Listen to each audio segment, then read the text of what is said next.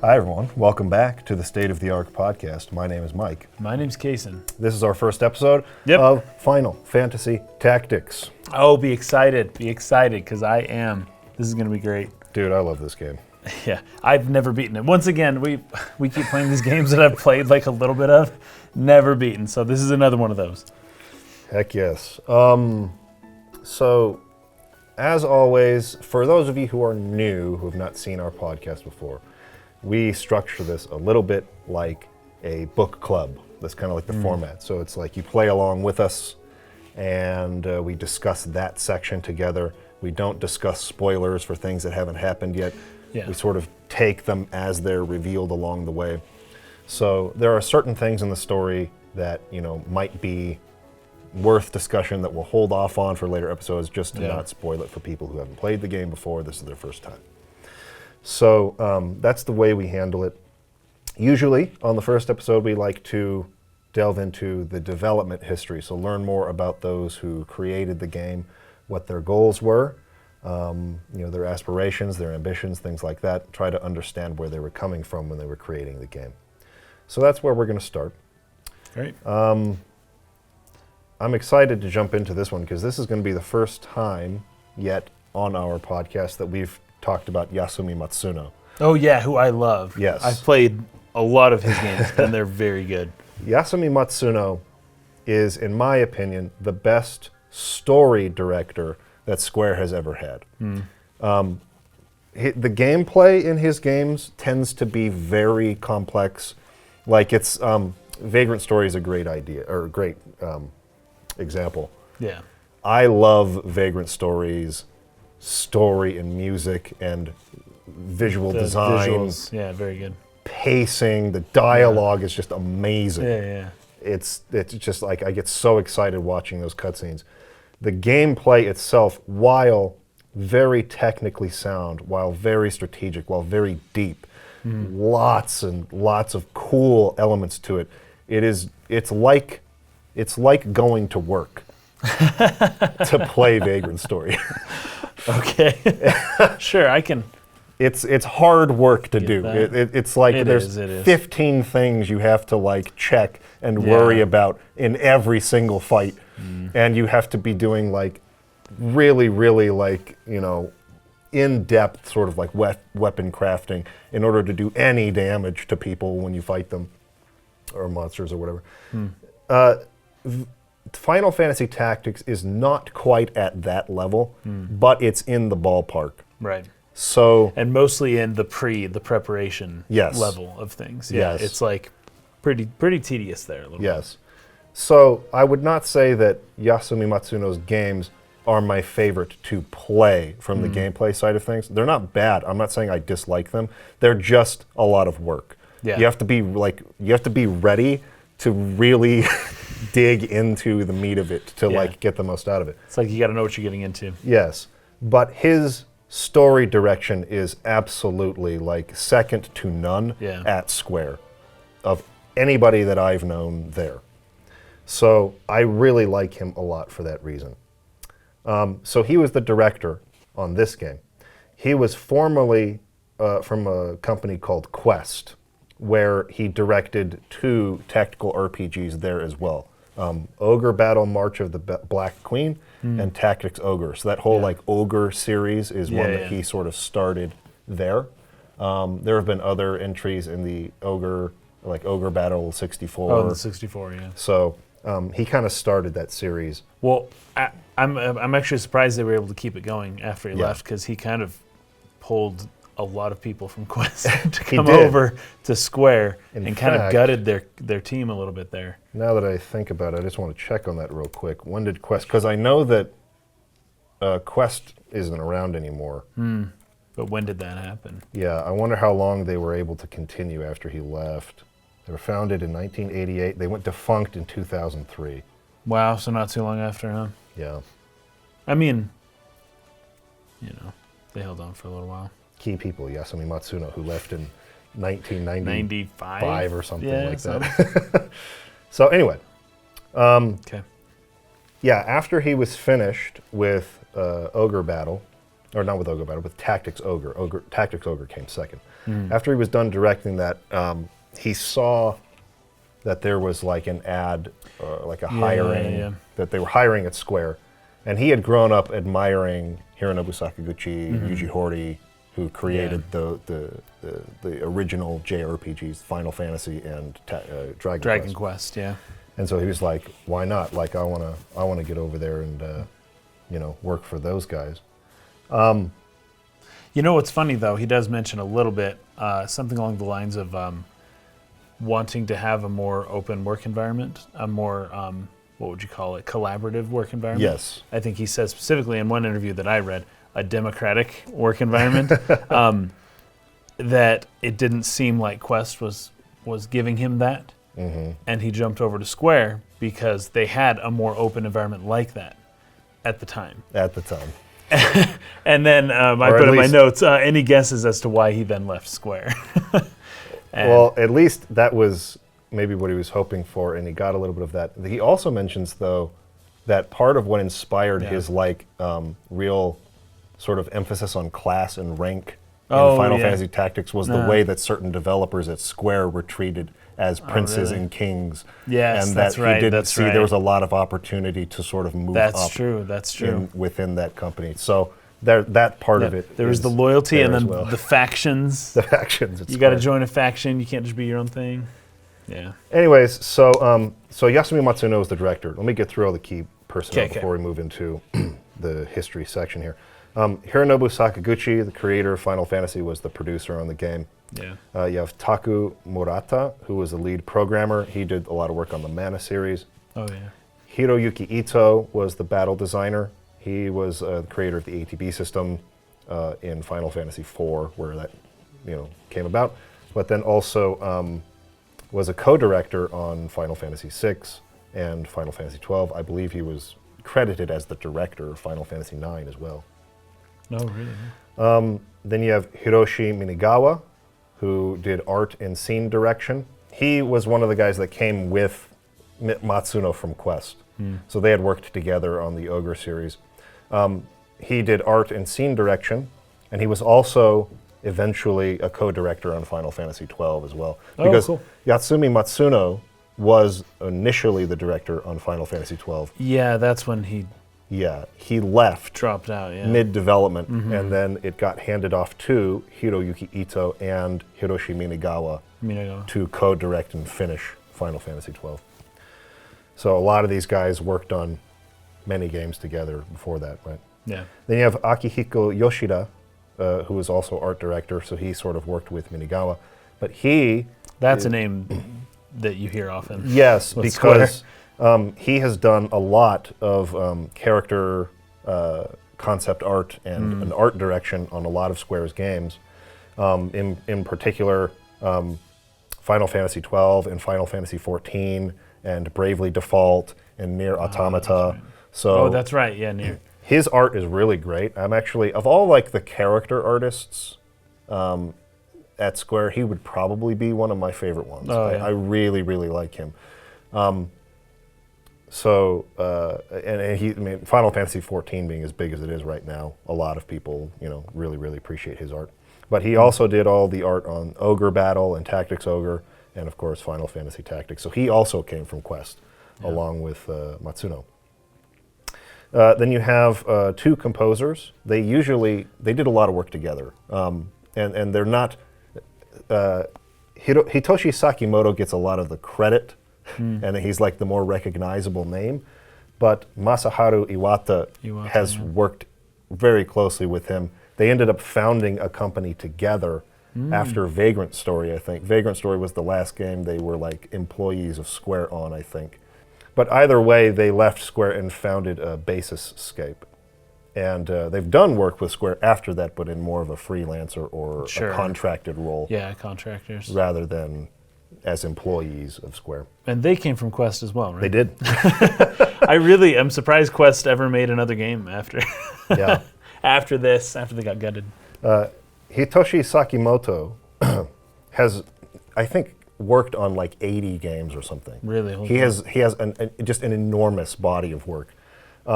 And, a lot of it was like, he was helping. He wasn't necessarily the lead composer, but he worked on, say, like Dragon Quest VI. Okay, yeah. Oh, sweet. And a lot of other games, aside from Ogre Battle and Tactics Ogre and Vagrant Story and Final Fantasy XII, right, and Tactics. He worked on Valkyria Chronicles games, Odin Sphere, Shin Megami Tensei, like the original. Nice. Yeah. Like he's been around a long time, and he has a lot of experience. And I really, really like his style. Of all like the Square composers, his sounds the most like Hollywood to me. Oh, like sure, it's yeah. Inspired by maybe like Danny Elfman or some of those classic Hollywood composers. Okay, yeah. John Williams and people like that. And I really hear those influences. And he's been asked about that in interviews and says, yeah, like I love the scores for these different movies, and he'll list movies that he loves listening to the music too.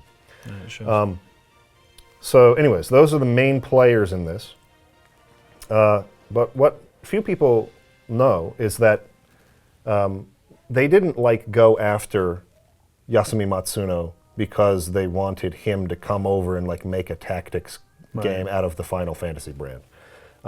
He left Quest of his own volition and went to work there because he admired Hironobu Sakaguchi. Yeah. But Sakaguchi had been developing, or at least in his mind, working on a tactics version of a Final Fantasy game since as early as maybe 1993. He had the idea in his mind.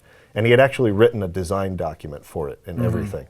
And a story. He had a general story concept as well. But he hadn't had time to really flesh it out because of his heavy involvement in the mainline series. Yeah. So he has a quote here where he says, "The title Final Fantasy Tactics was actually something I thought up 4 years ago. We even took out a trademark on the name.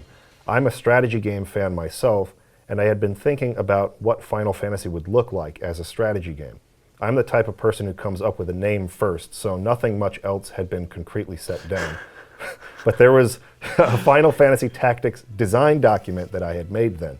Unfortunately, I was caught up in the development of the main Final Fantasy series, which were coming out at a quick pace, once every 12 to 18 months.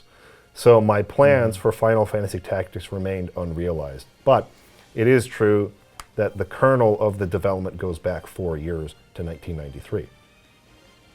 So when Matsuno arrived at Square with his entourage of people he brought from Quest, he heard that was in the wheelhouse of ideas. Yeah. And he was like, please let me do that one. This is like exactly what I was made to do. He asked for it, and he showed great passion. And Hironobu Sakaguchi said he really liked the passion. This reminds me so much of the Xenogears, Tetsuya Takahashi, and Soraya Saga, where they're just like, I want to do something big. Please help me. Please help me. Please help me. And it's almost like you can tell what kinds of people are going to be who you should select to be the director of a big project based on their passion for it. If they're that passionate to get the job, then they're really going to put their all into it over the 2 years or so of the development time. And you need that passion. Otherwise, you burn out and you stop doing things unless you're passionate about it. So I can just imagine how that meeting went. But it was very impressive to Sakaguchi. Well, speaking on that passion, Matsuno is quoted as saying, "This game has been a fulfillment of a dream for me as both a creator and a player. As a game creator, I've long wanted to make a strategy RPG using the Final Fantasy world and setting, and as a player, I've always wanted to play that game myself. As a child in elementary school, I looked up to people like Shigeru Miyamoto, Yuji Horii, and Hironobu Sakaguchi. I wanted to be like him. I'd always had that dream. Then, after finishing my previous game, Tactics Ogre, and leaving Quest, I was talking with some acquaintances and trying to figure out my next move when I saw a job advertisement for a position at Square. I decided I'd go and take their entrance test. When I came to Square and heard about this game, my immediate response was, please let me do it. In a sense, it was the perfect timing to make use of all my previous experience and a huge opportunity as well. It was like perfect timing, basically, for this to happen. How often that happened to Square in the 80s and 90s where just the stars aligned and everything worked. It's uncanny. It's a little strange. It's kind of crazy. Freaking lightning in a bottle over and over. Yeah, over and over and over again. Sakaguchi goes on to say, I'm sure many people must see the title of this game and think Final Fantasy Tactics, and that we headhunted Matsuno and reached out to him first, but it's actually not like that. He wants to really make sure he takes credit for coming up with the idea here. Yeah. Well, and I also think Square doesn't want to be known for poaching the smaller companies. I think they all kind of want a decent relationship with each other, Sure. He goes on to say, you can write this down for posterity. The idea of Final Fantasy strategy game was one I had been brewing up and fermenting for quite a while before. Of course. Meaning he came up with the name and then wrote something down on a napkin and then just left it in the trash can somewhere. So anyways, speaking of that, despite whatever he had drawn up or come up with for the concept, it seems that Matsuno and Ito, who was mostly in charge of the battle mechanics on this one, they pretty much did away with anything deviated a lot. Sakaguchi came up with. Yeah, the way I heard it explained was that they really, really respected him, Sakaguchi, as a person, but that they didn't like most of his ideas for the actual game, which was fine, because they probably weren't very fleshed out ideas, and it doesn't seem like Sakaguchi minded all that much. No, he was just like, oh, please, delete what I did, but it was my idea to begin with. He just wants to make sure he gets that point in there. He goes on to say, actually, the truth is, I showed Matsuno my 5 or 6 page design document, although looking at it now, it seems they adopted very different systems from the one I described, and a lot of my ideas were dropped. It was fully up to Matsuno and Ito to decide which ideas to use, you see. My role was more of watching from the sidelines as a strategy game fan. I've always been looking forward to playing it. So he was the producer, and he has taken producer roles where he was very hands-on involved in the game, say on Final Fantasy VII. Well, this was co-developed alongside Final Fantasy VII, so I would say if he was too hands-on with 7, he wasn't able to be as hands-on with the other things. Right. Final Fantasy IX is another example. He basically created the story of Final Fantasy IX and was super heavily involved in it, even though he's a producer. On this one, he was more in that loosely affiliated producer role. A little bit like he was, say, on Chrono Trigger as well. Oh, sure. Like Chrono Trigger, in the initial stages of that, he was way involved in creating the game and the creative process. But then at a certain point, it got passed on to other people, and he was actually being told, I need you to do this and this by Yoshinori Kitase, who ended up directing Final Fantasy or Chrono Trigger with a couple of other people. There's a good quote, I don't have it here, where he's like, he became my boss, creative boss in a sense, telling me do this, and this. So there's been a couple of times where his producer role has been more of this. Standing on the sideline, being a cheerleader. I can't wait to play it. Giving you the money and things like that, but kind of letting them have creative control. And other times, he's been more hands-on creatively. Anyways. It seems like either way, at the time, he knew when he needed to intervene and when not to intervene. I don't feel like whenever I hear about, he was more involved in this game or less involved in this game, and especially understanding more in depth about what specifically he was doing, it seems like he really knew when to hold back. Who to trust. Who to trust and who needed a little bit more guidance in particular. So with Matsuno and Ito kind of at the head of the team, right? They ended up splitting the responsibilities between them, and Ito would be in charge of everything to do with combat mechanics, whereas Matsuno would take care of the story and every other system in the game. So this means character progression with the zodiac signs, the job system, the jobs. All of that was kind of on Matsuno's side, and he would have to work in tandem with Ito on how to work those systems in with the combat mechanics. This created a little bit, I won't call it tension, but just of disagreement between them. Matsuno mentions that Ito really wanted Matsuno to simplify the job system, probably because of all the things he was going to have to account for in combat because of it. And Matsuno really fought. Statements. Matsuno clogging your code up. Really had to fight to keep some of the things he was adamant should remain. What are there, 21 jobs or something like that? Actually, I think there's 20 in the original, 22 in War of the Lions. this is a quick aside just to make a point on what I was saying earlier about Matsuno's games being very complex and a little bit of a chore to sort of play them, right? Yeah. I'm sure Ito was trying to get him to simplify it, and we'll get into some Ito quotes here where he actually didn't love tactical RPGs. Ito didn't before working on this. Because of how tedious they are to play. Yes. And so he wanted to make something that would simplify it for people and make it a little more fast-paced and a little more, I guess, action-oriented. So he could offer the newness, the new perspective to the genre. Yeah. But Matsuno insisted on having like the Zodiac system, for instance, which I made a video earlier in the week that people can go watch. It's tips on how to get started with Final Fantasy Tactics that kind of explains how it works. But it's like, every unit has a different Zodiac sign, and certain Zodiac signs have compatibility with each other, whether it's good or bad.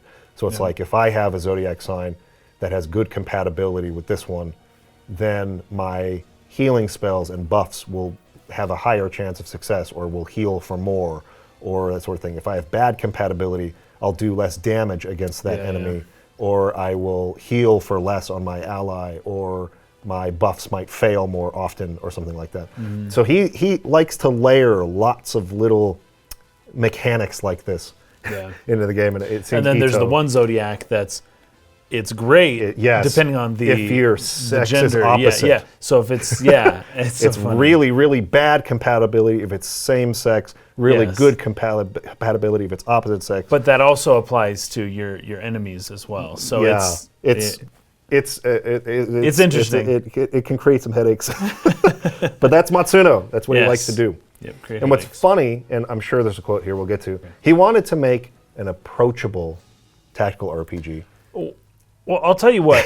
When I was younger, when this game first came out, I was a bit intimidated by it. Yes. Like especially being like, what was I?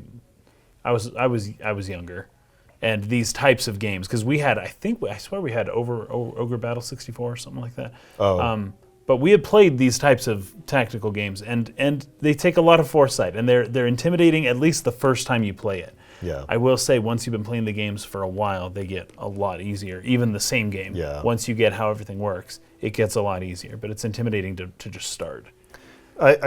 The hardest part of Final Fantasy Tactics is actually the beginning chapters of the game. Oh, yeah. Because it's the type of game where once you unlock the good abilities and the good jobs, it's like you breeze through the ending of it. It's just they're so overpowered and so good that it's just like, there's like a first strike ability in the monk class where if you get attacked, there's like a chance that you can strike first.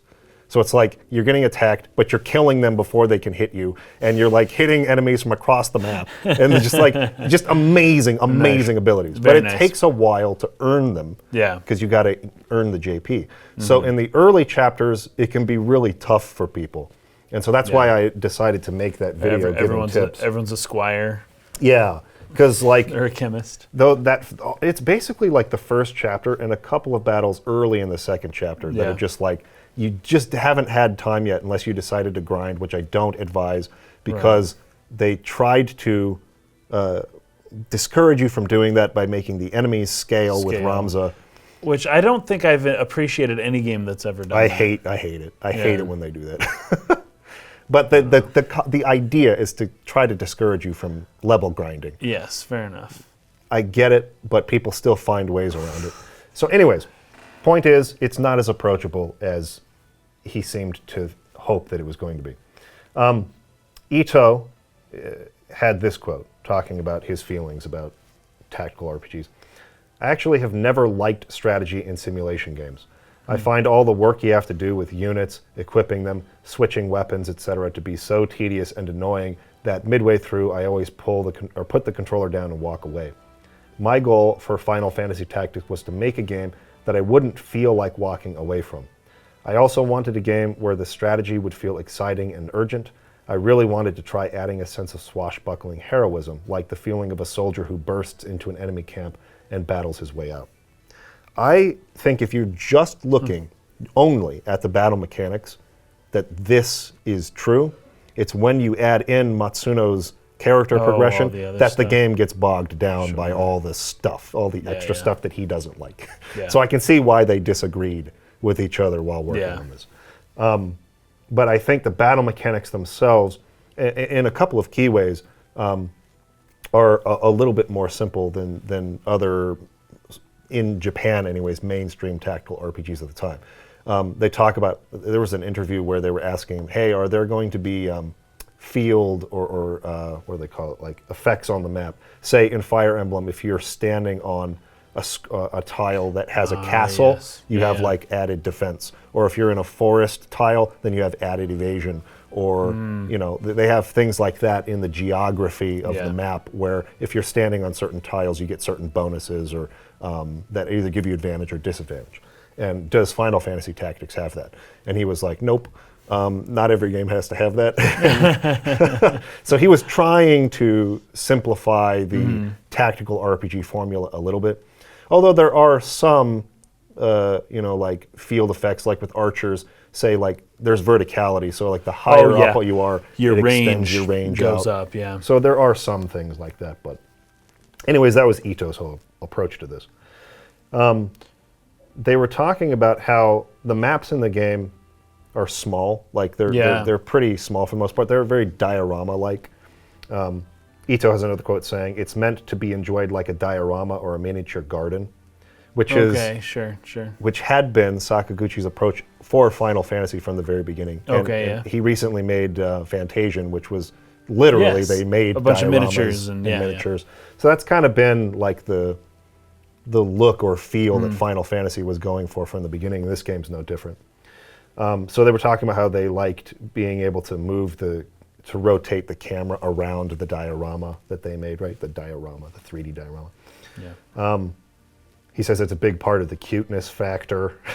Before you know it, you'll be looking at the map and saying things like, oh, I bet it would look cool if I put this guy up here. And so that's the way they designed them. But the reason that they were so small is because they were trying to keep the frame rate at a steady 60 FPS. That was really important to them. They did not want to have frame drops. And what's so funny about that is that the War of the Lions version on PSP has insane frame drops on the magic abilities, like the effects of magic. There are ways around that if you're going to play that version of the game. You can patch the ISO so that it can fix those problems. But the iOS and Android version, the mobile version of the game, is actually really fast in terms of the battle effects and the characters moving around. It's like really, really quick. I really was surprised how much I have liked the mobile version of War of the Lions so far. It's probably the best version of the game.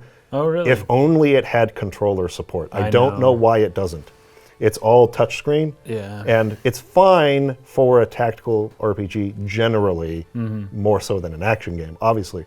But still, it gets fatiguing for me to click, click, click, click, click, click, click, click, click. It's just so much more ergonomic, in my opinion, to be just pushing buttons. If it had controller support, I would recommend that version above all the others. But it doesn't. But there are rumors that it is being maybe brought to console or PC soon as a port, so we'll see if that happens. But it does give you more camera control too. You can like click and drag. So instead of just the 8, it's like a smoother. You can really move it around, and so that's pretty cool too. Cool. Hopefully, if they do end up porting that, that'll be mapped to the right stick, and you can just move the camera around, right? In any case, it was funny to me that they were so adamant about 60 frames per second on the PS1 version, and then the PSP version just like, nope, that's not happening. Still like War of the Lions better overall, though. Okay, so moving on to the music. The musical style of Final Fantasy Tactics is quite different from what you usually got with Final Fantasy mainline titles. Nobuo Uematsu was the composer for the mainline series. This was the first one that he didn't do, right? The first Final Fantasy game that he did not do the music. I think so. I'm trying to think of like what other spin-off Final Fantasy titles there were. I mean, there's technically like Final Fantasy Adventure, but those weren't really Final Fantasy games. They were just branded that way in the West. They were actually like Mana games or Saga games.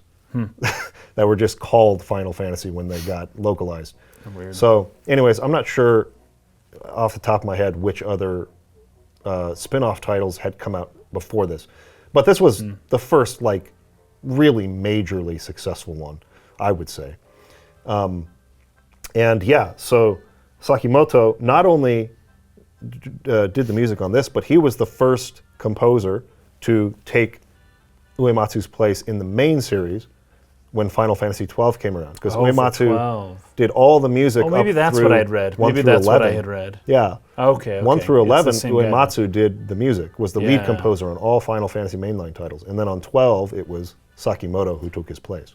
I've got a quote here from Matsuno talking about how he wanted the music to be written. He says, actually, in the beginning, the idea for the music was more in line with Sakaguchi's tastes. Exciting, energetic, and upbeat music. So probably more in line with what you would expect from a Final Fantasy game. He says, but owing to the direction we decided to take the game, or my personality, we changed it. If Final Fantasy Tactics had mainly involved humans versus monster battles, which is typically what you see in mainline FF games, then I think exciting, upbeat music would have been very appropriate. But in this strategy game, your opponents are other human beings, and that kind of bright, upbeat music wasn't working. There's also the fact that Final Fantasy Tactics takes place in a hard, serious world, so I think it's only natural for the songs to be similar. Well, I'm glad they made that decision. Yeah. Like on all fronts. I'm glad they made it people versus other people. I'm glad they made it, well, what would you be? Just a little darker, a little more hard, a little more realistic, and that the music accompanies that. I think that all makes sense. That's good. Yeah. Matsuno goes on to talk about like the story's tone. He says, one time I took a look at the whiteboard, or sorry, this is Sakaguchi, not Matsuno saying this. So Sakaguchi says, one time I took a look at the whiteboard that Matsuno would sometimes have by his desk, and I saw this huge chart that detailed all the character relationships. He's quite obsessive when it comes to his work. I remember seeing one of the connections between the characters, and it said they have a hard time understanding each other. I thought to myself, man, this is going to be a deep game. Yeah, someone, and this is kind of hard to read, but he's quoting what is on the whiteboard. Yeah, someone like you wouldn't understand, in quotes, right, as a piece of dialogue.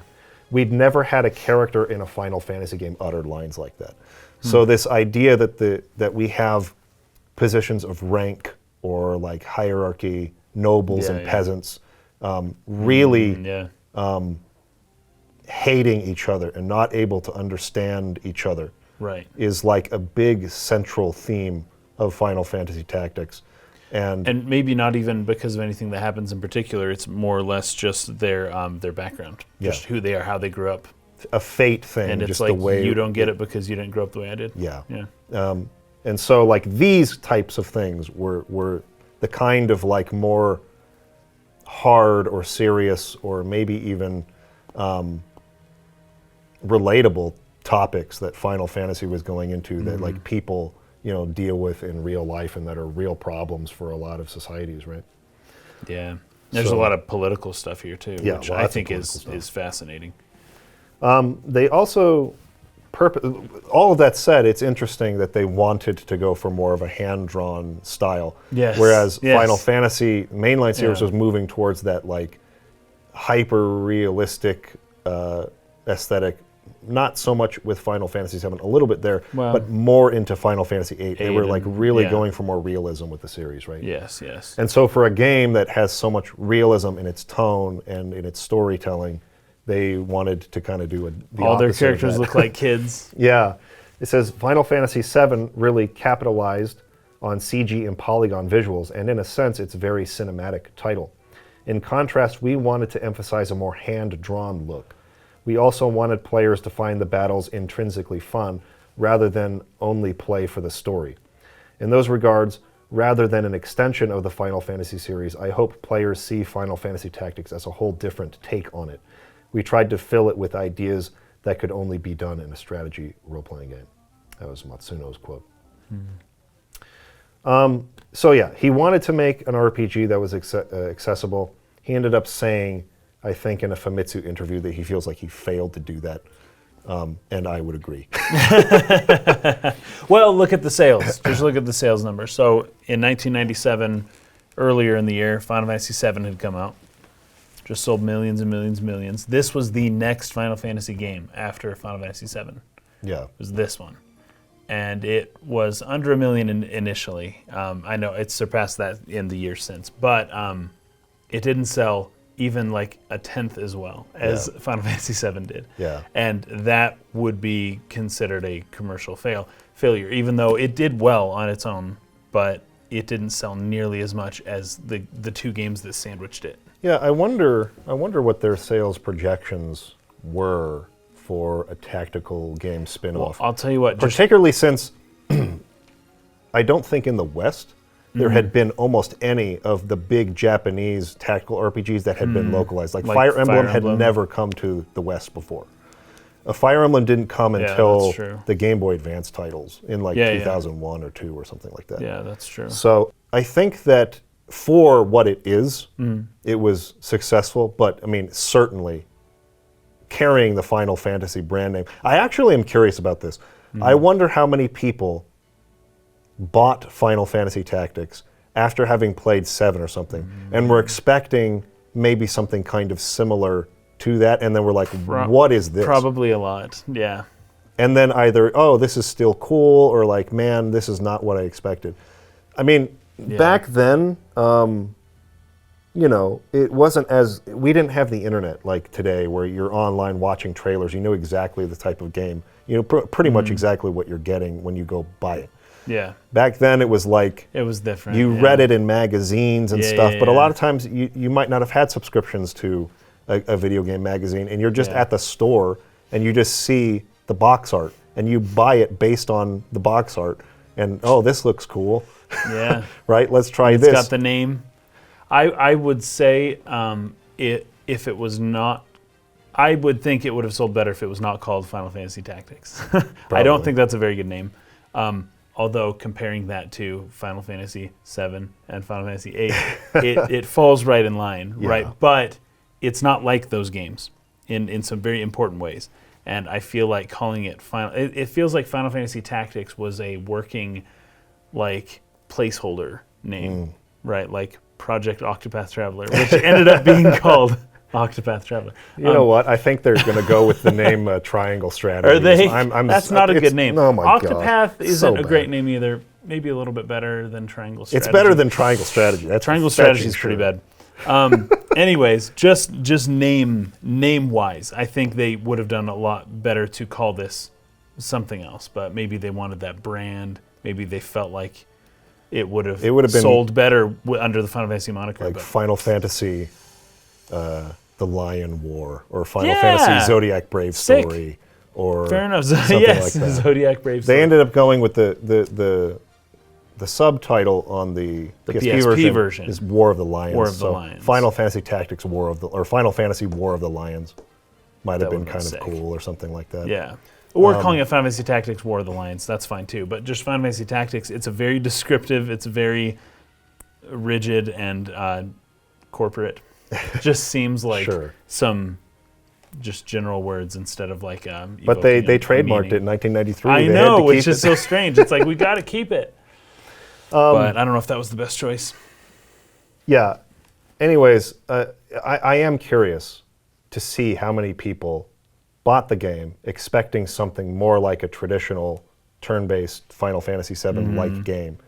I know that my introduction to Fire Emblem was Marth and Roy being in Smash Brothers. Yes. And I was like, oh, dope. They're bringing a Fire Emblem game let's play those games on GameCube. Yeah. I heard about it. So I didn't you thought you were going to be Marth just slashing through everybody? I thought it was going to be like a Legend of Zelda-style adventure game or something. That is what it seemed like it would have been based on that. Yeah. And this is completely my fault. Yes. It's not like by that time we didn't have the internet and the ability to research what a game is. Like 2003. Yeah, 2001 or 2 maybe. Or something. Yeah. I think Melee came out in 2001. Okay. Anyways, I went out and bought it. $50, threw it down. Give me that Fire Emblem Path of Radiance. And it's got a sick name. That's part of what I'm saying. Final Fantasy Tactics or Fire Emblem Path of Radiance. And I stick that game in my GameCube, and I'm like, what the fetch? I know. What the fetch is this? Which is probably what you thought the first time you played an RPG as well. Yes, Final Fantasy VII. It's like, That's exactly what I thought. It's just different levels of... My brother asked for the game for Christmas. I have no idea how he even heard of it. I literally don't know. It was just the big... Everyone was talking about it, you know? I had not heard of Final Fantasy before. Oh, really? I'd never heard the title at all. Dude, on my street where I lived in Colorado before I moved to Arizona, it was the cool thing to have played all the Final Fantasies. Really? Where it said, oh, did you play Final Fantasy VII? Now, I hadn't played any of them, but people would talk about it all the time. Well, have you played Final Fantasy V? Did you play Final Fantasy VI? Which never came out. And it's like, I don't know, but people were just talking about it. It was the thing to talk about. That's funny. Yeah. Because I'd literally never heard of the game before. And all of a sudden, my brother opens up a gift. It's Final Fantasy VII. It's this freaking dope-looking dude on the cover with a massive sword and this crazy punk haircut. And I was like, that was way better than the game that I got. What is that?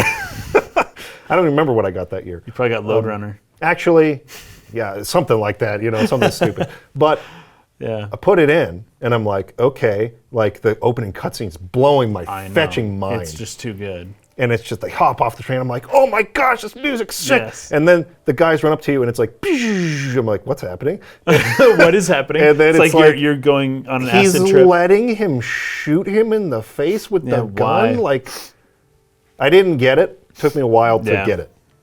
And it was kind of similar with the tactical RPGs with Fire Emblem. Yeah.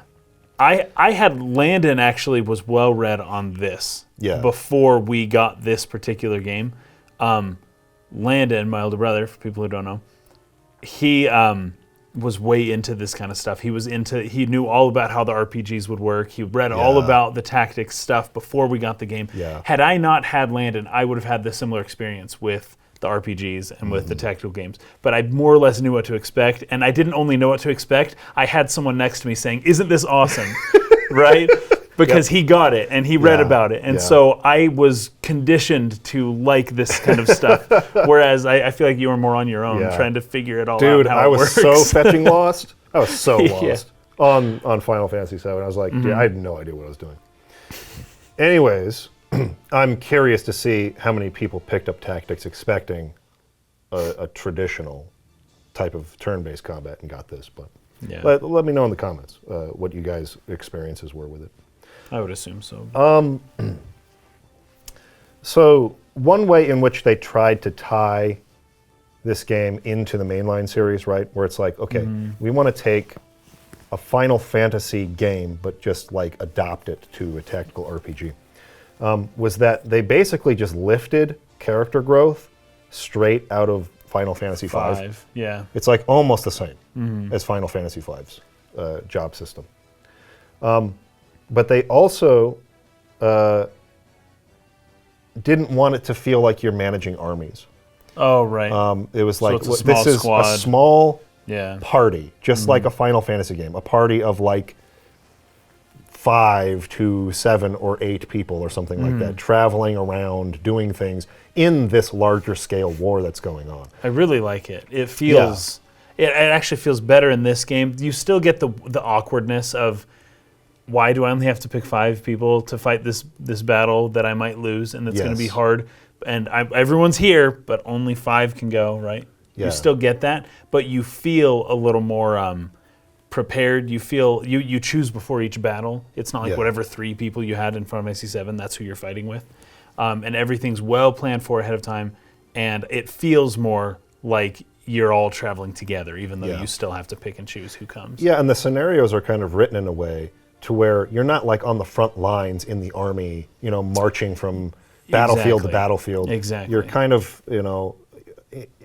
in these key sort of like positions to affect things, but in more of like a, what would you call it? Like you're infiltrating somewhere or leading a small group to sort of like get ahead or gain information or so you're more operating strike a key position kind of under the radar. Yeah, that sort of thing.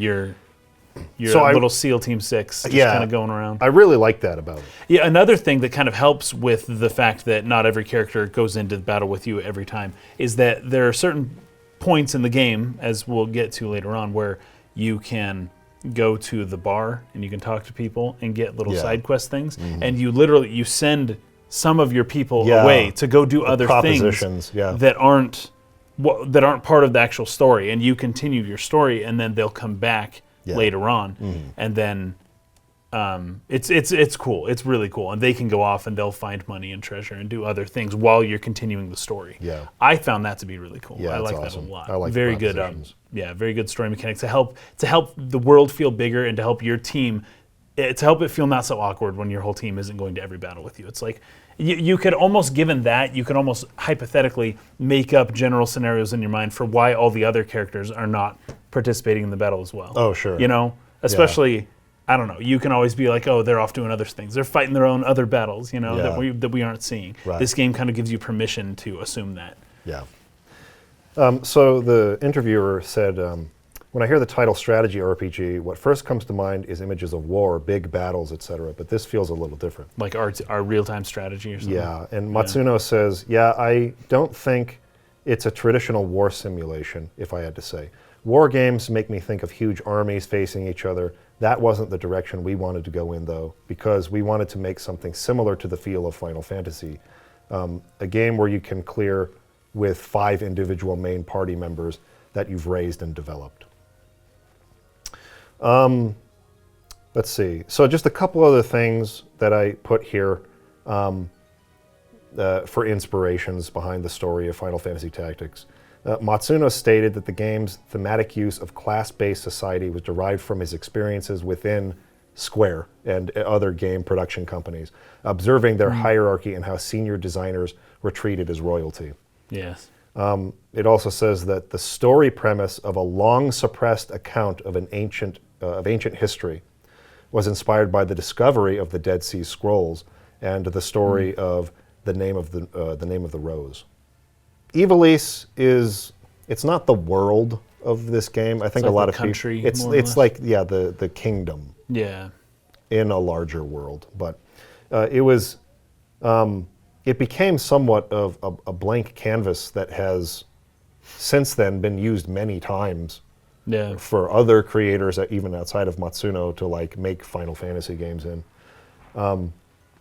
He has. I'm all for that, by the way. Yeah, because I freaking love it. There weren't up to that point at all any reoccurring worlds. It was like every Final Fantasy game was a standalone thing. Yeah, just a hold. Yeah, and it was like that we're done with that when we make an entirely new world, entirely new characters. Yeah, they weren't doing direct sequels or anything. But Ivalice has become one of those in years afterward that they've used many times.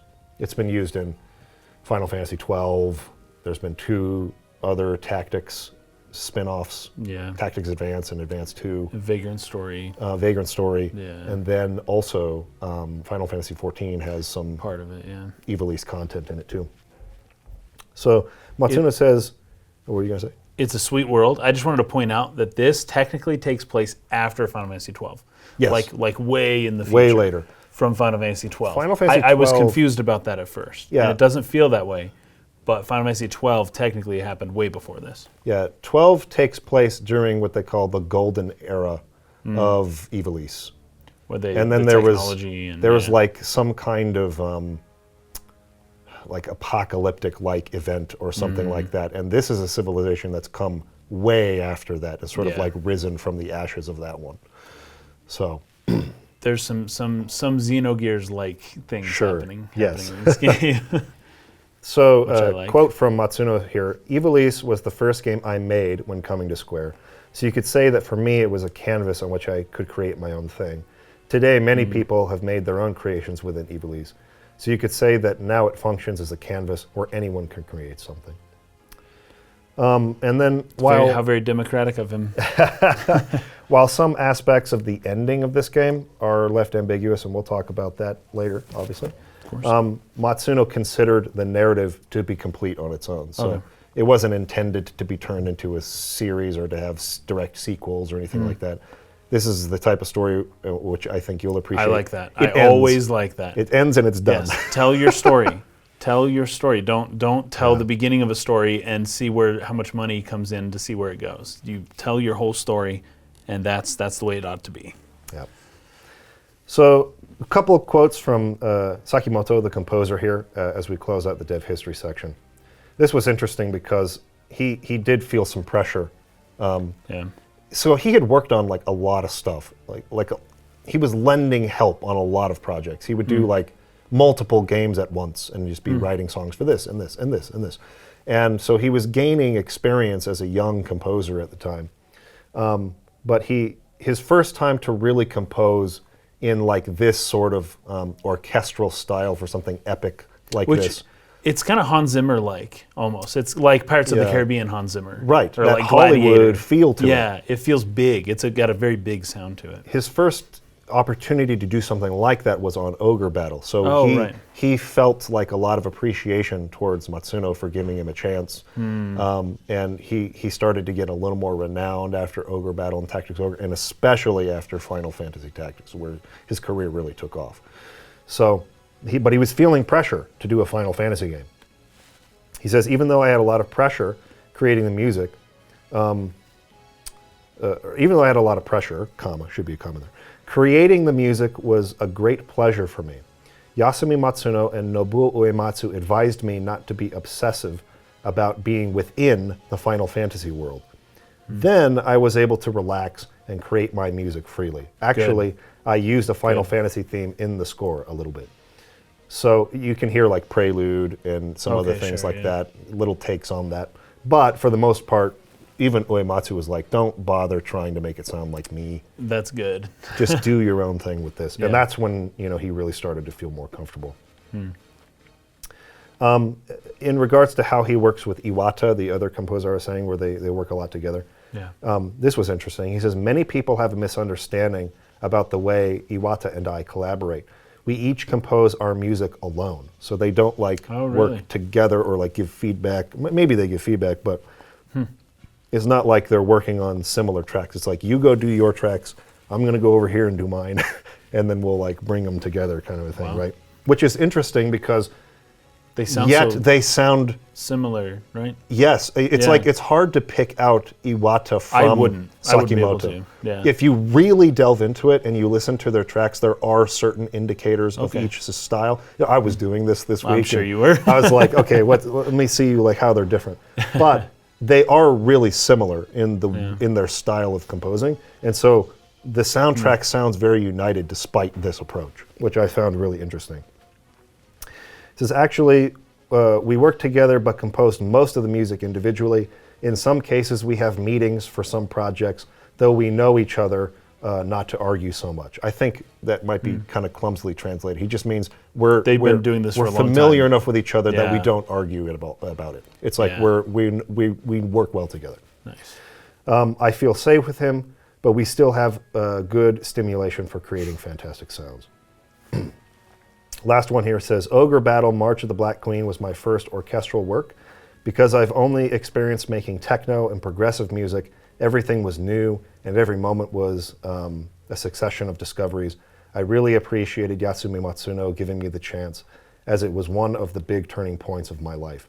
I think many people misunderstand me and think that I am based on classical music, or maybe that he's been trained in classical music. Actually, Ogre Battle was my very first step in that field. I've got a lot to learn. So there was actually a lot of composers who were not classically trained. Nobuo Uematsu was not. Right. There were a lot of them were self-taught, worked more in rock or techno or pop type music, and then sort of stepped into this. Although Yoko Shimomura is like one of the few who is super classically trained. Oh, really? I didn't know that about her. And I think it really shows. Because she did like Street Fighter and stuff. Yeah, she did earlier. So she had the career. Opposite thing, which was like, I'm classically trained, and you got me writing Street Fighter. Exactly. Street Fighter 2. Dun, dun, dun, dun, dun, right? But so she's one of the few from this group of composers that was actually classically trained. Interesting. Anyways, any notes that you took on the development history of things? On the development history, no, we've touched on basically everything. So. Okay. So that's basically how it came together, the key players who developed it, some of their thoughts behind how they created the game. A few notes before we jump into, because the last thing I want to do in this episode is touch on Ivalice's background, because there's a lot of things on the periphery of the story that, if you know it going into it, it's like, oh, okay, I see where this is going. It's a little easier to follow the story because there's a lot of lands and names of people and wars that happened beforehand and noble houses and key figures, political or otherwise, religious, where it's like they're just throwing terms around and it's like it's hard. They do a pretty good job of giving you the key information so that you can follow it, but I think a more thorough look at what happened in the 50-year war and things like that will ground you a little more so you can follow it better. So before we jump into that, though, I just want to say that like I said, if anybody wants to follow along with us and play this game, and you're not super familiar with tactical RPGs, this game is not as approachable as Matsuno was hoping. It can be very difficult, not even just very difficult, but you can legitimately lock yourself into battles you can't win. Yes, that's good advice, by the way, what you said in that video that you put out. Yes. There have been several games I've played where that has happened to me. Yes. Where you save and you're stuck. Yes. And you're screwed. Yes. There's nothing you can do. There's literally nothing you do. It's statistically impossible to win this battle. And you cannot leave, you cannot go back, you cannot change your equipment, you cannot grind, you cannot do anything. Yeah. This game has an infamous example of that, but there are other ways in which you can screw yourself over and not be able to progress. So what, 2 or 3 alternating between you need backup. slots? You need backup saves. Yeah. You need backup saves, and I give some other advice in that video that helps you get started. Like one thing that I tried to do even on this playthrough, and it wasn't even like I was doing it for any other reason, just to kind of test out things. Right? Somebody in the stream was suggesting, hey, in the first battle in Garland, near the academy, if you trap the chemist enemy, he has unlimited potions that he'll throw on himself, right? He doesn't have like a limit. So you can just attack him and gain JP and he'll just keep healing himself. And you can level grind like that, right? Oh, nice. So it's like you can gain a lot of JP really early on and get some good abilities. The problem is that I don't like keeping the group of allies they give you right there because they're not necessarily in Zodiac compatibility with Ramza. Yeah. So what happened is I did that for about 30 minutes or something like that, and Ramza got up to like level 7. Nice. And then I recruited a bunch of level 1 characters. And they were all level 1, yeah. And so the enemies, the monsters, were a level 7. Level 7. And Ramza was the only guy who had any chance of fighting them, and the rest of them could not do enough damage to take them out. Say a Chocobo who can heal and has all these abilities, and it can really do good damage to you at a low level. So there's a lot of ways that you can the game tries to discourage level grinding. So maybe just follow that and don't level grind, right? But, do what they tell you. But without doing at least some JP farming a little bit early on to get some really good abilities for the start, like Dorder Trade City is like a really hard battle for like new players. And so it's tough. So I made that video that you can go watch so that you can get some tips on how to get started. Make sure also to look at my pinned comment because there's a couple additional things that have been good suggestions from the audience that I've written in addendum to that video. But if you want to play along with this, go check out that video. But the reason that I love this game so much is not necessarily because of its gameplay. I think I like it fine. Oh, sure. And the more I play it, the more I get into it. It always feels like when I start a run of Final Fantasy Tactics, I'm like, okay, here we go, fetch, like let me just remember so how to do this. Pre-preparation stuff that you have to do before you do anything. Right. But then once I'm actually in the game and I've got like 4 or 5 battles under my belt, I'm like, okay, I'm liking this again. Right. This is sweet. I love playing this game. You beast through it. And I start really like enjoying the playthrough. So, but the real reason that I love this game is the storytelling, which I think is just masterful. I think the 2 things that I really love the most about Yasumi Matsuno as a storyteller is, one, he has like a truly masterful sense of brevity. He never overstays his welcome in a scene. The scene that's for sure. is sharp. That's for sure. It's to the point. It feels tightly edited. Yeah. And it's just like, it moves really, really well.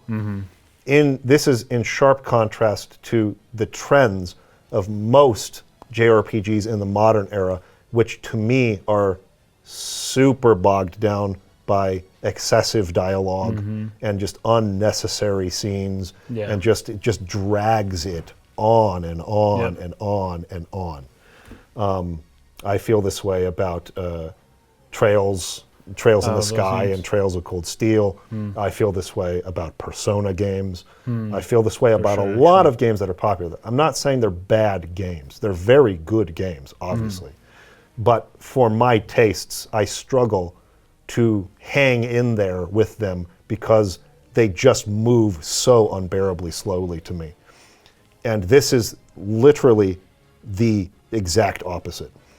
It just absolutely tears through scenes at a pace that is so exciting and like continually leaves you mysteries to continue pursuing. And it's like it's dragging you through it rather than you pushing against it to get through. That's nice. That's nice. Vagrant Story is very much this way too, and it's why I love that game's story so much. That's true though, because in Tactics, the cutscenes are short.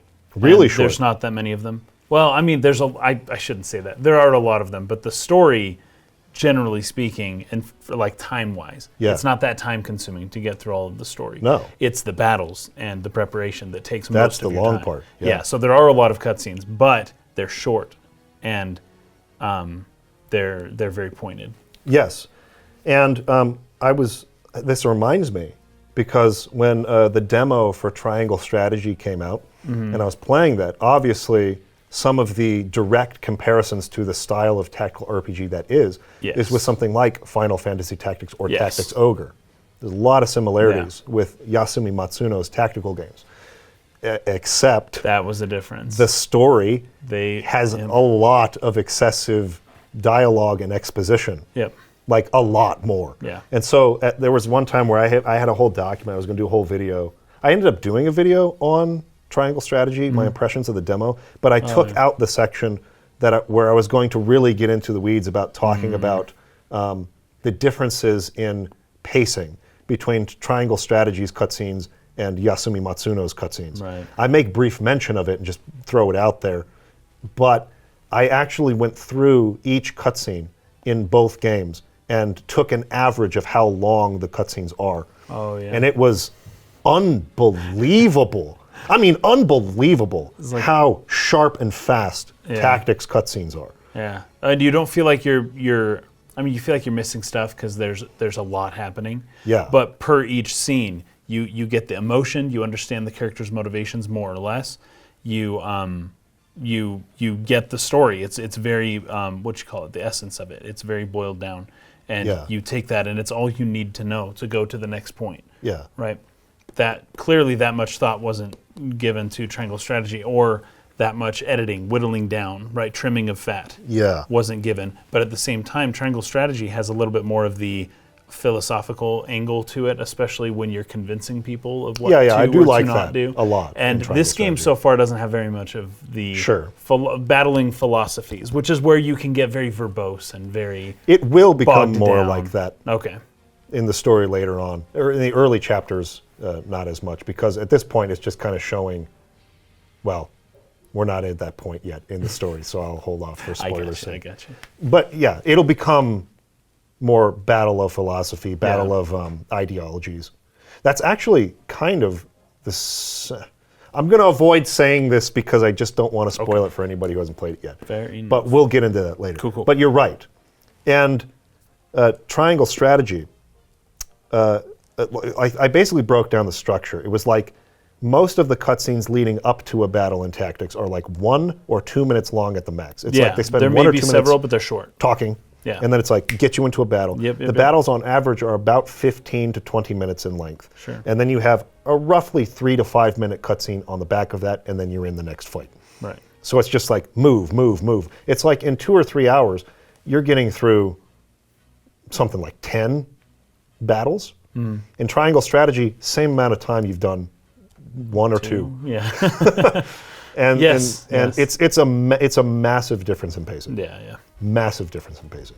So I love that about Final Fantasy Tactics, and the story is just really, really good. So let's break it down, shall we? That's the point of this podcast. Let's get into Ivalice's background a little bit. So the current conflict that happens during the course of Final Fantasy Tactics' story is called the War of the Lions, or the Lion War, between Dukes Gultana and Lard, who are Black Lion and the White Lion, who are fighting each other to determine who is going to be the regent. Yeah, not the king, until the prince comes of age. Which is so. But that's what happens, though. Anytime you have a young leader, the powers that be underneath will vie for power because the young leader can't do it. It's like, and the advisors have all the power at that point. For a decade and a half, you're going to be in charge of the country, right? Yeah. You're going to make all the decisions. All of them. So that's but if you do well, then even when that king grows up to become 20, 25, they will defer to you. Influenced how they think. And even if they it's like, hey, king, you just sit down. I'll take care of this like we did your whole life up until now. You have a seat, I'll take care of this problem. Then it's like you can maintain that power even after the king technically takes it from you. Right. Anyone who has watched Game of Thrones knows this is precisely centered, or the story is precisely centered around this concept. Yeah. It's like this person is the king, but all of us who are his advisors are the ones making decisions and running the country and more or less telling him what to do. And so that's kind of what's going on with this. Now, that's the conflict that goes on in the game. Before this conflict, there was another war called the 50 Years' War. Right. And it's between the surrounding, what are they called? There's a kingdom. Okay, yeah, so I can't remember the names. The War of the Lions is a civil war in Ivalice. Yeah. The 50 Years' War was a war between Ivalice and the bordering kingdom of Ordalia. That's it, yeah. Ramonda, I think, is the other kingdom that got North involved one. for a little while. Yeah. But I'll read all of that here in a second. But the 50 Years' War, I guess probably the only thing important to understand as far as I get the story at the moment is that it left Ivalice not well suited for the future. Yes. So that war expended so many resources, so much time, so many people, that Ivalice is kind of having trouble picking up the pieces after waging a campaign that was that long. That's exactly right. That deadly. This is a good idea, is to do maybe a TLDR version of the 50 Years' War. Which is that the king of Ordalia died without naming a successor. Right. When this happens, it always causes a war.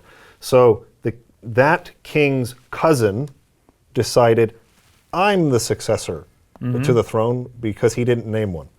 But the king of Ivalice, who was the uncle of the dead king over here. Right. Similar to Europe, they're all related, right? The kings are all related. Yes, all the nobility in different countries are related. Yeah.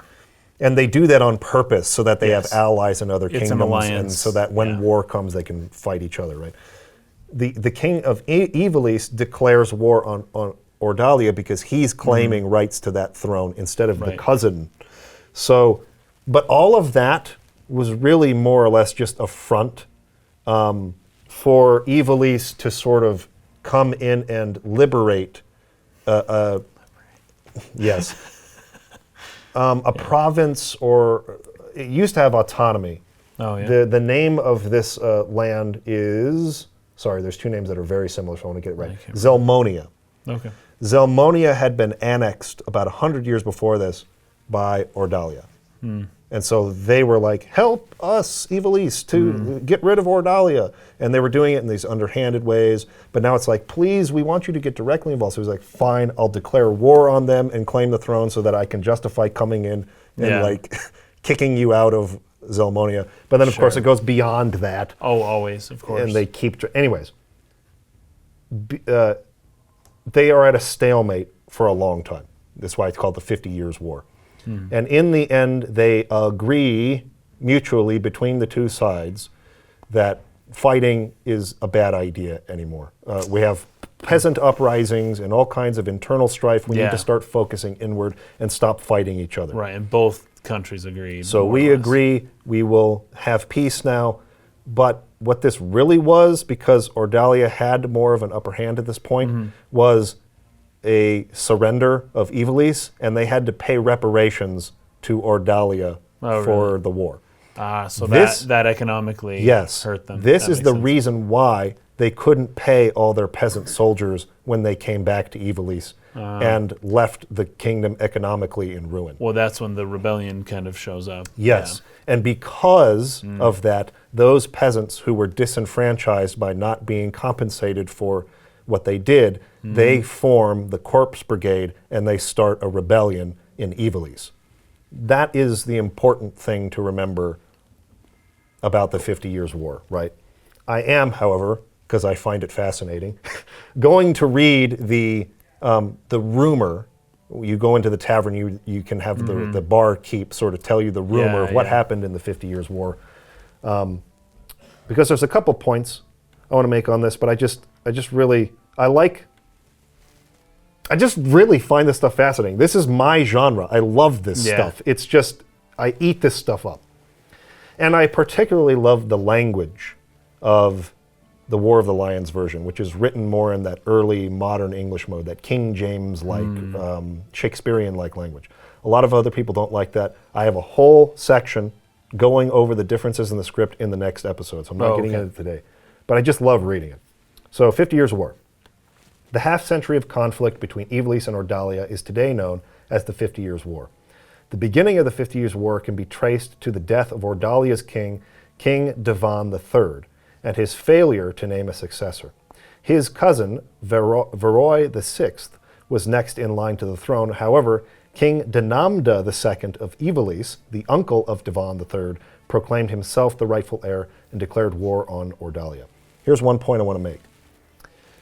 This is coming from someone who has written an epic fantasy novel, and the genre is filled with names and places and lots and lots and lots of things to remember. It's easier on the reader and a good practice to not name people similar things so that you can distinguish between them. Absolutely. So it can be a little hard to follow that you have King Divan and King Dinamda. They both start with a D-E, and they sound a little similar, and you can start to feel confused, right? Just as a thing, if anyone's out there writing stories, try your best not to name two kings nearly the same name. So that people can, especially when you have King Dinamda II, who is followed by King Dinamda IV. I know, when you put the numbers on. Technically, that is historically accurate to how things work, but that's really confusing. It can be hard to follow. So, and a lot of the reason why this happens too is because because Tolkien paved the way. Tolkien paved the way for how the fantasy genre developed in the modern time.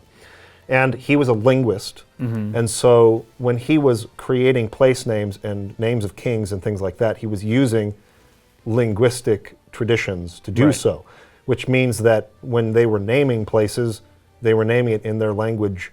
You come across the tallest peak in a mountain range, tallest peak, or Grand Lake, or things like this. This is how people named things, but they named it in their old English language or whatever. And those sort of became anglicized over generations, or the language changed and they changed pronunciations and things like that. But this is why you get names with, like, place names with similar naming, what's the word for it? Conventions, naming conventions. Ports, a lot of cities that are ports will have port on the end of the city name. It's Davenport or whatever, or the mouth of a river where the tributary feeds into the ocean. It'd be Plymouth because it's mouth, right? Oh, mouth. So they use. So you'll see that if you go, like, if you just were to Google, bring up Google England on Google Maps and just look at that, it's like a lot of the names have similar suffixes or prefixes, right? And that's because that's how those things were named in ancient times. So a lot of people will do things like that when they're naming their kings and their lands. So that's how you get Zelmonia and Zeltania being like literally neighboring provinces. Yeah. But it's hard to remember that stuff. Yeah. It's just hard to keep it all in mind. So it's something to think about as you're writing and doing your world building, right? So Dinamda II is the king of Ivalice. Divan III was the king of Ordalia who died and didn't name a successor. Okay. Veroi VI was the cousin who was next in line for Ordalia's throne. However, this was merely a pretense to justify the invasion of the neighboring Ordalian province of Zelmonia. Once an independent state, it had been annexed by Ordalia nearly a century prior. This actually is very similar to Dalmasca's political situation in Final Fantasy XII. In 12, yeah. Where Dalmasca was right. invaded and taken over. Yeah, right? that's it. That's true. So, yeah. Dude, 12 is so good. It's a good game. So, so the Arcadian Empire invades Dalmasca, which is an independent state in between Rosaria and Arcadia. Rosaria and Arcadia are at war with each other.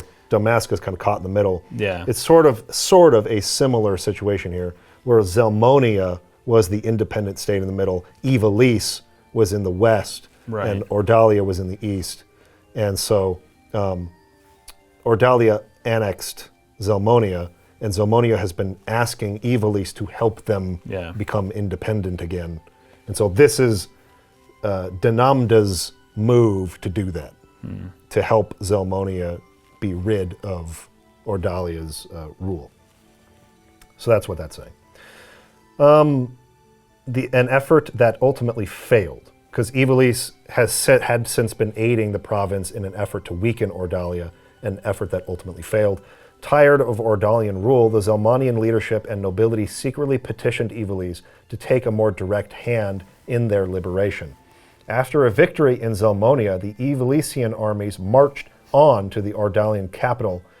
As fate would have it, Dinamda II succumbed to fatal illness on the road. So the king of Ivalice died as they were marching on the capital of Ordalia. That is a bad omen. Died of a fatal illness. Happened a lot. The momentary confusion amongst Ivalice's troops gave Ordalia the opportunity it needed to regroup, and Veroi VI succeeded in pushing the Ivalicians back as far as Zelmonia. The resulting impasse would not be broken until the Romandan army invasion 2 years hence. So eventually Ordalia petitioned Romanda, which is another country over here kind of on the northwestern coast. There's like a strait going between Ivalice and Romanda. They decided to get involved on behalf of Ordalia because their ruler was a relative of Veroi. Right. Romanda, a powerful military state lying across the Rana Strait, marched on Ivalice at the behest of Veroi VI, a blood relation to the Romandan nobility. However, Dinamda II's successor, Dinamda IV, was a fearless warrior, personally leading his men into battle against the combined might of Romanda and Ordalia. So Dinamda IV, the successor to Dinamda II, this was the king that people like Ramza's father were serving when they were fighting in the war, right? It was like Dinamda IV was leading Balbaneth Beolv and Sid, who is a character we'll meet much later, who led the Southern Order of the Knights. Ramza's father led the Northern Order of the Knights. It's confusing because in the original PlayStation version, they're called Hakoten, which is a very Japanese-sounding word. No, I can tell you. It's terrible. Hokuten. So Hokuten, it's so funny because you got all these German names, all these Old English, these weird, and then it's the Knights of Hokuten. Yes, it's like, so dumb. Did they forget to translate that, or like what? It means northern sky or northern heaven. Exactly. So the heaven of the north is Hokuten. Yeah. So Hoku north and Ten. They literally just sky. didn't translate it. They just didn't translate it. And it makes more sense when it is, because that's how it's a convincing. They're the northern realm. Yeah, a convincing naming convention for the knights' orders in Ivalice. So the northern knights are called the Knights of the Northern Sky. The Knights of the Southern province are called the Knights of the Southern Sky. And these were the two knightly orders, that were fighting in this 50-year war. And Ramza's father led the Northern Knights. Mm-hmm. Okay. So it says Dinamda IV was personally leading his men against the combined might of Ramonda and Ordalia. This, along with an outbreak of the Black Death in Ramonda, forced the Ramondan army to withdraw after only 3 years. Two military orders worthy of particular mention in this conflict are the Order of the Northern Sky, led by Knight Gallant Barbaneth Beolv, Ramza's father, and that of the Southern Sky, led by Sidolphus Orlandu. And he's a beastly character. We'll learn about him a lot later in the game. Known as the Thunder God. After countless victories at home, these two orders had been poised to advance into Ordalia. However, the protracted conflict had begun to take its toll on domestic morale. Peasant uprisings and revolts throughout Ivalice and Ordalia forced both countries to send their troops home to pacify their own citizens, resulting in another stalemate. It was Dinamda IV's sudden death by malady that broke the stalemate, although some claim he was murdered. His successor, Andoria III, who is the current king of Ivalice at the time of Final Fantasy Tactics story, when Ramza is at the academy. Yes, early on, yeah. Andoria III is the king. Mm-hmm. Was ill-suited to the throne and left the governing of Ivalice to his queen and retainers. Without Dinamda IV's leadership, the armies of Ivalice had little prayer of preventing Viroy VI's successor. So we're on to Viroy's successor now, who's leading. Viroy's dead. Years is a long time. Dinamda is dead. Yeah. So we have Dinamda IV, and we have the successor to Viroy. Without Dinamda IV's leadership, the armies of Ivalice had little prayer in preventing Viroy VI's successor, Prince Leonard, from defeating the troops stationed in Zelmonia and advancing into Ivalice proper. Despite the valiant efforts of the Northern and Southern orders, Ivalice failed to repel Prince Leonard's invasion of Zeltenia. So Zeltenia is the far eastern province of Ivalice, which borders Zelmonia, the independent nation. Of course. So they pushed, Ordalia pushed through Zelmonia, took it back, and then pushed and actually succeeded in taking Zeltenia, as well, which is the eastern Ivalice province. Ivalice's leaders soon began looking for a peaceful alternative. In the end, both states agreed that prolonging the war would prove mutually detrimental, and a pact was signed allowing each nation to return to addressing domestic strife. An equal peace in name, it was in reality a defeat for Ivalice. The economy of Ivalice was brought to the very brink of ruin as it struggled to pay reparations to its former enemies and to repay the loans taken from neighboring states to fund its war effort. Soldiers returning from the front found themselves without pay, and entire orders of knights were summarily discharged from service. The swelling ranks of the unemployed did little to relieve the people's distrust of the crown and nobility. So this leads us into the political landscape and situation in Ivalice starting when the game begins. Yeah. Most notably, the formation of the Corpse Brigade, or the Death Corps in the PS1 version. So here's what he says about that. Brigandry is on the rise across the land, and Galleon has by no means been spared. Galleon is the far western province of Ivalice. So Zeltenia is the far eastern one, Galleon is the far western one. Wains are struck and pillaged, high-ranking officials taken at sword point. Most of the incidents of this past 6 months are believed to be the work of a company of felons and former sellswords known as the Corpse Brigade. It is oft said the only good brigand is a dead brigand, and the Order of the Northern Sky would like not more than to see the brigade made corpses for true. But as yet, it is all the knighthood can do to keep the outlaws in check.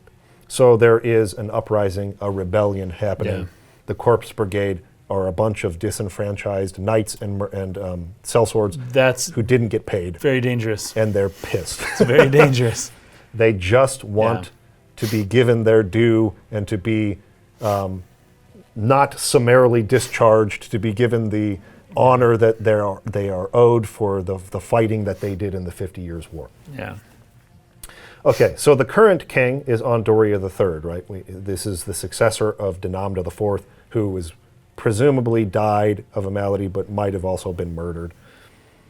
The king that Ramses' father served, right? Now Ondoria III is on the throne. The health of King Ondoria III has been a subject of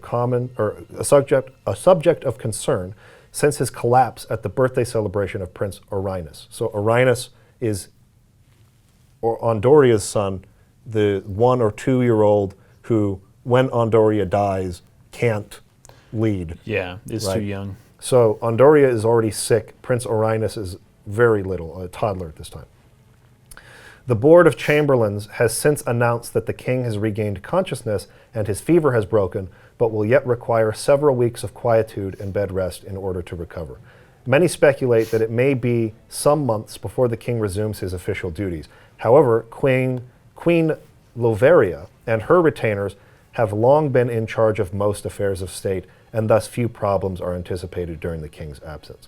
Now, this is where the Civil War starts. Now, remember, the Corpse Brigade is a band of common rebels, peasants, and former knights and mercenaries, things like that.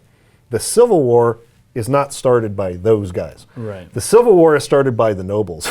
Yes. Because, actually, I think as far as the story goes, they kind of take care of the Corpse Brigade for the most part, and then the Civil War happens. But the War of the Lions is fought because King Ondoria dies, and his son is too young to rule.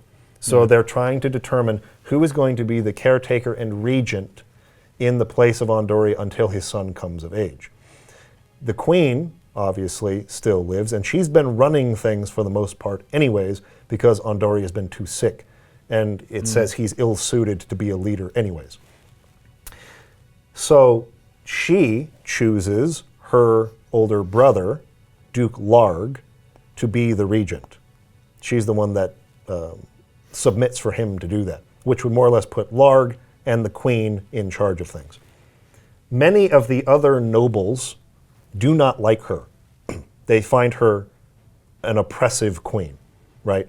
And so the Board of Chamberlains sort of sidestep her, and they're like, nope, you don't get to name Larg the retainer. We're putting Duke Gultana in that role instead. And this is what the War of the Lions is fought over, whether Gultana or Larg will be the retainer to Prince Orinus, because they don't want the queen to be in charge anymore. She's too crazy. Right. So this is what it says about the War of the Lions. The War of the Lions is fought between the Order of the Northern Sky Knights of Duke Larg under the banner of the White Lion, and the Order of the Southern Sky Knights of Duke Gultana under the banner of the Black Lion. King Ondoria III died due to the Black Death, and his heir Prince Orinus is just 2 years old. A regent is sought to rule the prince in the prince's place, and both dukes, who were decorated generals in the 50 Years' War, were nominated to be regent. So that kind of sucks. It's like these two guys were like faithful generals who fought in this 50 Years' War, and now they're going to fight each other. Right on the back of that, right? Of course. One of the main reasons behind the war is the rift between Queen Loveria and the nobles of Ivalice. Queen Loveria is regarded as a power-mad queen who desires her offspring on the throne so that she may rule the kingdom.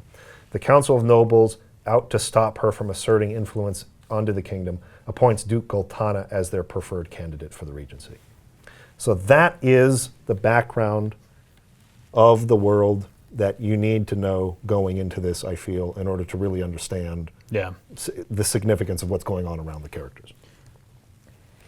What you just read, was that from the historian guy, Al-Zalam?